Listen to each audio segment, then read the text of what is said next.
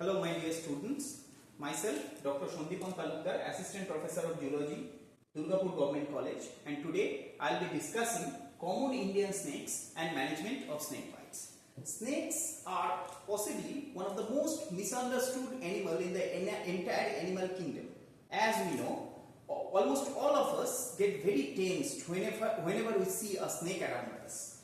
But only few of us, like the zoologists, get very excited when we see the snakes.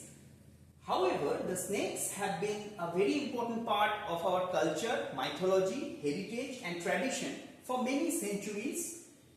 They are also part of different myths, but not all the myths associated with the snakes are true. And to be very frank, these myths have made the life difficult for the snakes, as they have been portrayed most oftenly as deities, but unfortunately sometimes as devils also. So how common are the snake bites? One important thing that we should all remember, that whenever we see a snake around us, there is significant chance that the snake is non-poisonous. As we know, in India we have more than 360 species of snakes, and only a handful of them, possibly 10 to 12% of them, are only poisonous, and the major share of those poisonous snakes are also found in the sea or oceans. In India, snake bite is however very common due to the close infestation of the human population along with the jungle areas for very extended paddy fields, and the close association of human beings and different rodent pests. Who has estimated that total number of snake bites often reach to around 83,000, of which around 11,000 deaths per annum also take place. So who are the, in the front line of snake bites? Mostly the farmers, because snakes are very common in the paddy field, as they eat on rats and the rats infest the paddy field. So therefore, in order to catch the rats, snakes also come there. The plantation worker, like the tea plantation and the rubber plantation workers, fishermen and the fish farmers, the snake handlers, and the ecotourists and natural tourists. So let us first discuss about who are the major four devils in the Indian subcontinent. The first one, the most common one, is the cobra, which scientific name is Naja naja, and in Bengali it is called either Keute or Gokro. And one important thing is that they can be demarcated by monocellate cobra and bicellate cobra depending on the hood markings they have. But there is also another category which is acellate cobra. That means that doesn't have any hood marking. And sometimes there are certain religious sentiments that have been associated with this. Some religious believers believe that this is the footmark of Lord Krishna on the hood of the Kaliya Nag and all.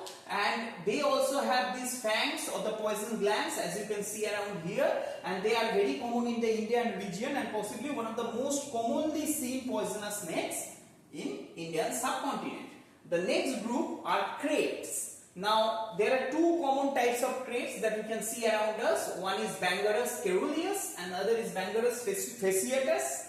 This one is more common in the Indian region with white band marks. They are not very aggressive, but don't take a chance with them because their venom is most virulent, and they are also very common biters. And another thing is that the snake bite from these banded kraits or common krait are often very soothing type of a bite in a way. So that means people do not get to know that they have been bitten by the snake until and unless up to 36 hours when their symptoms creep up, and at that point of time it becomes very difficult to get medical attention or to save the life of that particular bitten man.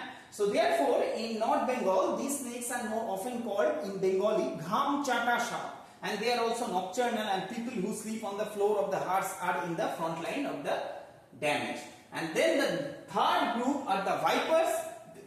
You can easily identify the vipers with the triangular heads, and one important mark of the vipers is that they do not have their hoods. Now what are the hoods? Hoods are only the extension of the rib bones of the snakes, And here you do not have the hoods, but remember this triangular head and also these huge fangs that they have. These fangs are just like spring knives. They remain closed in their skull like this, and whenever the snake bites, the mouth opens and the hood also opens up, the fangs also open up, and then they are inserted in the body of the prey like the hypodermic needles. So these are also very dangerous snakes. In Bengali they are called Chandrobora, and they possess a huge number of death in the southern part of West Bengal. And then another smaller brother of this group is saw-scaled viper. In Purulia, Bankura, Birbhum, many parts they are also called as futsha shark, and they are often seen in the palm trees and within the association of the big leafy parts of the forest, and they also have very painful and poisonous bites. And possibly the most glorious type of a poisonous snake is the massive king cobra, whose scientific name is Ophiopagus hana, and it's called Ophiopagus because Ophio means snake and Phagus means snake eater. So this is one group of snake that actually eats on another snakes. In Bengali they are called Shonkhochu, and these are the one group of snake that shows very effective parental care. They make nests. Now this is a snake nest made with different type of fallen leaves in a bamboo plantation area, and you can see here this is a snake who is actually guarding their territory and the nest, and this is the mother snake who is protecting their eggs also. Okay, so in South India they are very common, and in the latter part of my lecture I will discuss greatly about them. Now these two are the pit vipers, the Himalayan pit vipers, Ancestrodon, and they are marked. Why they are called pit vipers? Because in this area between the nostrils and the eyes they have a small pit, and that pit actually senses infrared images so that they can very easily identify the warm-blooded prey like the smaller mammals or even smaller birds in that area. Now let us discuss about the poison apparatus of a snake. This is the skull of a poisonous snake, and this is the skull of a viper. As you can see, this is the very big fang they have, and these are the different parts of the poison apparatus. Now what is a poison gland of a snake? Poison gland, here is the poison gland of the snake. It is nothing but a modified salivary gland of the snake. And from these glands, whenever there are muscles associated to this gland, and whenever the snake wants to bite, the muscles constrict, so therefore the poison moves through this poison duct to these fangs. Now the fangs are nothing but hypodermic needles. So by this hypodermic needle, this is how the venom gets inserted into the body of the snake. Now as I have told you that only a smaller portion of the snakes are poisonous, so therefore you can see many of the non-poisonous snakes, and unfortunately many of the myths are associated with this. Like this is a very common non-poisonous snakes. In Bengali they are called Laudoba shark. Some people believe that as they have this leaf-like structure on their head, they can very easily snatch the eyes of some kind of individual, which is not at all true. So we need to preserve them for many reasons. One most important reason is that snakes are very important for reducing the population of the rats. If you don't have snakes in this entire ecosystem, the number of rats will increase, and obviously it is going to hamper the crop production in our country. Now for us zoologists, it is very important to identify or differentiate the poisonous and the non-poisonous snakes. As you can see, these are some of the major points that I have made. Usually you can identify a poisonous snake either with a fang. If it's from the cobra family, then it must have a hood, and all the poisonous snakes must have a fang, but identification of a fang from a longer distance may prove very difficult. And most importantly, the non-poisonous snakes also have teeth and they can also bite us. So therefore, the one way how you can identify a snake is a poisonous snake. Either it must have a hood or it must have a triangular head. So these are the two most common characters from how you can identify them from a longer distance. Usually there are other differences also, like in the tail. In poisonous snakes the tail is compressed. In non-poisonous snakes they are less compressed. And the habits, usually most of the poisonous snakes in India are usually nocturnal.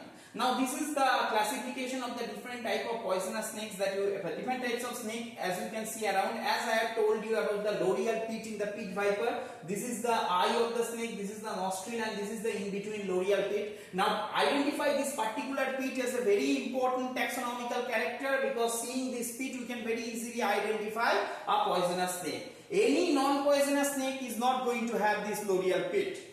Okay, and also you can see in sea snakes the tail is flattened because it allows them to swim more promptly in the greater depth and the crevices underwater. So therefore they have this kind of compressed tail, and most of the sea snakes, almost all of the sea snakes are even very immensely poisonous. Now snake bite and snake venom, we have known that snake venom can be classified in many different aspects. Some of them are hemotoxic, some of them are neurotoxic or cytotoxic. Like hemotoxic venoms can be found in case of viper bites. Most of the vipers are hemotoxic venoms, so they actually destroy the tissue and the blood vessel. Then neurotoxins are found in cobra family, and then cytotoxins are found, and cytotoxin and myotoxins are found in some of the sea snakes. But crate venom is very unique because they have both hemotoxin, neurotoxin and cytotoxin characters. Now what is a snake venom then? Snake venom is nothing but a combination of hugely active proteinaceous protein degrading enzymes. So therefore what this venom actually do, that venom actually tries to digest the prey of the snake instead of engulfing it as a whole. So therefore this type of digestion is demarcated as extracorporeal digestion in terms of the snake. And we always remember one thing, that snakes do not waste their venom because it takes a lot of energy, lot of protein in order to produce their venom. So therefore they will utilize the venom only to their prospective prey so that they can engulf it and eat it. Okay, so this is the composition of the snake venom. As you can see, there are many nucleotides, collagenase, amino acid oxidase, proteinases and all, and these are the most of the enzymatic parts, and these are some of the non-enzymatic peptides that are found in the snake venom. There are certain lipids, amines and metals also. And mechanism of toxicity of snake venom, as I have told you, snake venoms are proteolytic enzyme, and they have been evolved in poisonous snakes because they can suppose they have bitten one rat. Now that rat could be digested from inside, as the snakes do not have chewing teeth. So as the prey gets digested from inside, it becomes easier for the snake to digest the prey as a whole. And then there are phospholipases, hyaluronidases, and cobra venom acts as an ion channel moderator that destroys the neural signaling. Basically, that is the reason why cobra venoms are immensely neurotoxic.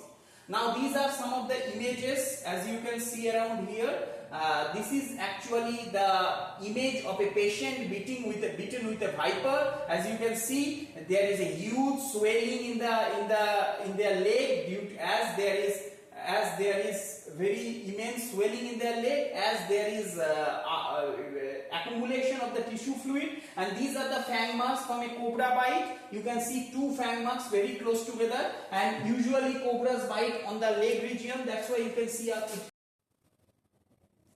management of snake bite is also very important, and this is the most important part. As a biology student, we must educate our people around us that snake bite can be managed only with scientific and proper management of the snake bite. No religious person, no tantric and ojas can protect us from snake bite. Therefore, the management of snake bite has been given into 3 different stages on part of the snake bite management expert. First type is local, next is specific, and third is supportive.